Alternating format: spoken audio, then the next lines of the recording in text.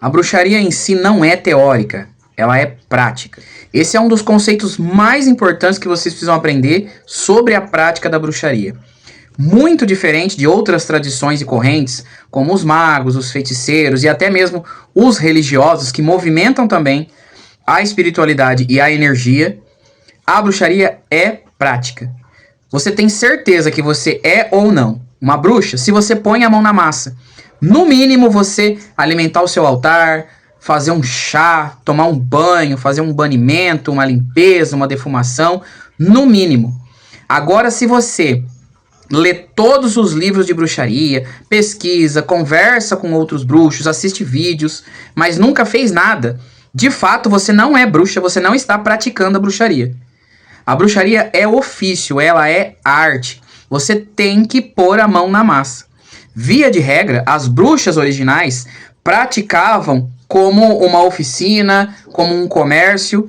A bruxaria era feita para ela e também para pessoas que não sabiam fazer. Então ela criava a poção, o shampoo, o remédio, o amuleto e vendia comercialmente e tirava o seu sustento. Então a bruxaria sim é uma profissão, é um ofício. Hoje em dia dá para desassociar, dá para praticar o ofício só para si, não comercializar, embora seja muito útil e muito melhor. Mas dá para separar, dá para você ter uma profissão e praticar a bruxaria. Ainda assim, é uma arte prática e não teórica. Mas como é que você sabe se o que você está praticando realmente é bruxaria ou é algum outro tipo de arte e etc. Então vamos aproveitar esse vídeo para fazer essa separação. Do que é mago, do que é feiticeiro, do que é bruxo e do que é religioso. Porque também há essa separação. Tudo no nosso universo é feito de energia e espiritualidade. Mas nem tudo é magia. Tem gente que diz que ler a Bíblia, fazer oração, já é um tipo de magia. Não é. Dá para, sim, utilizar alguns aspectos do cristianismo na prática da magia. É comum que, por exemplo, entidades como os pretos velhos usem terço e Pai Nosso. Ou no voodoo, por exemplo, tem bastante coisa que é aproveitada do cristianismo, mas o jeito de fazer é que vai dizer se aquilo é mágico ou não. Como dizia o próprio Aleister Crowley, todo ato intencional é um ato de magia. Então começa a ser mágico quando há uma intenção. E é aí que começa a confusão. Por exemplo, alguns magistas mais antigos, até alguns hoje em dia, usam, por exemplo, a força dos salmos para quebrar maldições ou destruir os inimigos e etc. Você pode sim utilizar um salmo como um ato mágico se essa for a sua intenção. Mas o salmo em si não é magia. Não adianta você recortar a página da Bíblia e carregar no seu bolso, que isso não é um ato mágico. Você tem que fazer algo com intenção para gerar um resultado. E isso sim é uma magia. Então, eu peguei o salmo e eu vou recitar ele para que aquele inimigo que me persegue perca a força. Aí sim, você usou algo, você usou um instrumento com intenção e isso sim é um ato mágico. Isso é uma magia. Então, tudo é espiritual e energético, mas nem tudo é magia. Por exemplo, a gravidade é energética, mas ela não tem nada a ver com magia. Ok? Então tem essa diferença. Praticar magia é um ato intencional. E ao mesmo tempo, algo que não pareça mágico, usado com essa finalidade, pode se tornar mágico. Como por exemplo, bater na madeira, que é uma coisa muito tradicional na superstição. Ai, bate na madeira para isolar, bate na madeira para tirar o azar. Isso se torna um ato mágico porque tem um movimento e uma intenção. Se você simplesmente estiver na sua casa batucando na madeira, fazendo música, só fazendo barulho, não é magia. A partir do momento que você fala bate na madeira 3 vezes para afastar o azar, isso se torna um ato mágico. Porque é feito com consciência, intenção, regra, buscando resultado. Tem a prática, tem a intenção e o resultado. Tudo bem estabelecido. Então, por mais simples que seja, passa a ser um ato mágico. Quando você acende a vela na sua casa porque acabou a força, não é mágico. Aquela vela não vai te trazer energia nenhuma, não vai te iluminar, não vai te benzer, não vai fazer nada. Você acendeu a luz porque acabou a energia. Continua sendo vela, continua sendo energético, mas não é mágico. Mesmo porque, quando você acende a vela com intenção mágica, pode ter luz na sua casa e você apaga. Pode ser no lugar mais claro do mundo, essa é a diferença. A intenção que você põe é que transforma o ato em magia. Então eu vou acender uma vela porque eu quero iluminar o meu caminho, abertura, limpeza, etc. Tem um ato, uma intenção e um resultado, tudo bem estabelecido. E isso sim são atos mágicos, ok? E todos eles são válidos, por mais simples que seja.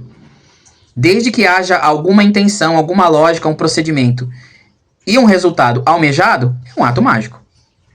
Tá certo? Vai ser distinguido entre os mais simples como simpatia, porque tem a ver com tradições, superstições e pouca explicação, até o que o pessoal costuma chamar de alta magia, porque tem muitos elementos, muita tradição, muita teoria, torna mais complicado, mas também não quer dizer que seja mais eficaz. É apenas mais rebuscado. Agora, qual a diferença básica da bruxa, do feiticeiro, do mago? A diferença está em que se atribui os poderes, de onde atribui-se que venha a magia, o poder, a força, a energia. O mago em si acredita que todo o poder mágico está em si. Nada funciona sem a vontade ou sem a interferência do mago. Via de regra, o mago crê que os poderes estão somente na pessoa. E todo o restante é objeto, é conhecimento, é informação. E é tudo inanimado, morto, sem vida. Tudo depende da vontade do mago. Inclusive outras partes do próprio mago, como o seu coração, a sua mente, as suas mãos. Sem a vontade, a força e o poder do mago, nada é nada.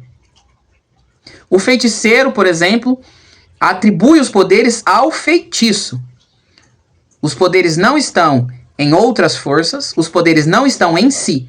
Os poderes estão nos feitiços. Então, se eu tiver um livro de feitiços, onde tem bastante receita, vários feitiços de outras pessoas, eu tenho à minha disposição grande poder, porque os poderes estão ali no feitiço. Se eu fizer certinho, seguir a risca e etc., isso basta para conseguir os resultados. Porém, na bruxaria, atribui-se meio termo entre os dois. Para as bruxas, o poder está na bruxa e também nos feitiços e também em forças externas. É uma junção dos dois. Veja, os magos, forças internas. Os feiticeiros, forças externas. Já as bruxas, é um misto dos dois. A bruxa sabe que ela tem grandes poderes, grandes habilidades, pode fazer muita coisa sozinha, sem nada. Dá para fazer um feitiço ou uma magia simplesmente com a mente, com o sopro, sem pegar nenhum objeto na mão. Às vezes com uma pitada de sal, uma gota de água, dá para fazer um ato mágico sem usar nenhum tipo de material. Entretanto, a bruxa reconhece que algumas forças são externas a ela, que não dá para fazer sozinha. Um exemplo prático disso, um chá. Porque a planta possui forças, capacidades, habilidades e características que o humano não possui. O cristal possui forças, poderes e etc. que o humano não possui. Então a bruxa une tudo isso. Um mago, por exemplo, acredita que um humano pode substituir um cristal, que um humano pode substituir uma erva. O humano sozinho pode alcançar todas as forças que existem no universo sem utilizar outros meios. Talvez eles estejam certos. Porque apenas no plano material é que nós temos esses objetos. No plano astral não tem. Talvez eles estejam errados, porque eles estão no plano material. E aqui as regras são outras, diferentes do plano astral.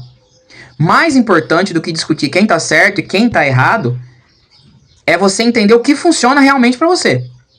Então, se você vê que algumas capacidades estão no ser humano e outras estão em outras esferas, outros reinos, sim, pode dizer que você é uma bruxa. Se você acredita que todas as capacidades estão nos seres humanos, então diga sim que você é um mago. Agora, se você acredita que nenhuma capacidade está no ser humano, que tudo está fora, está nos objetos, nos símbolos, nas entidades, então você é um feiticeiro. Você acredita que a capacidade está nos feitiços. Essa é a diferença sutil entre as correntes. Existem coisas mais profundas. Mas, a partir desse ponto, fazendo essa diferença, você já sabe o que pesquisar, aonde se aprofundar para continuar no caminho da bruxaria. Tudo aquilo que vai ao encontro desse ponto de vista, em que é um misto dos poderes internos do humano com os poderes internos dos outros reinos, mineral, vegetal e animal, tudo que tiver presente nessa esfera faz parte do estudo da bruxaria. E precisa ser mágico. Não somente físico, não somente energético, não somente espiritual. Essa é uma das pequenas diferenças que também separa, por exemplo, o xamanismo da bruxaria. O xamanismo é muito próximo à bruxaria, tem práticas muito semelhantes. Usa também ervas, usa chás e etc. Mas no xamanismo, se não houver um conteúdo espiritual na prática, fica de fora. O que é diferente na bruxaria. Você simplesmente colher uma erva e fazer um chá, não tem nada de espiritual, mas ainda assim é mágico e é bruxaria. Então, essas são diferenças muito sutis entre um e outro. Não quer dizer que você deve excluir uma e ignorar a outra. Mas, se você quer praticar a bruxaria, entenda por onde passa os conceitos. Mas lembre-se sempre, é necessário exercitar.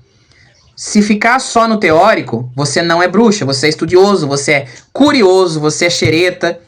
Você é, no máximo, entendido do assunto intelectual, mas não é uma bruxa. A bruxa de verdade pratica, põe a mão na massa. Porque muito antes da teoria e do conceito, já havia a prática. Espero que isso tenha deixado um pouco mais claro alguns nomes e conceitos. E a gente se vê mais pra frente.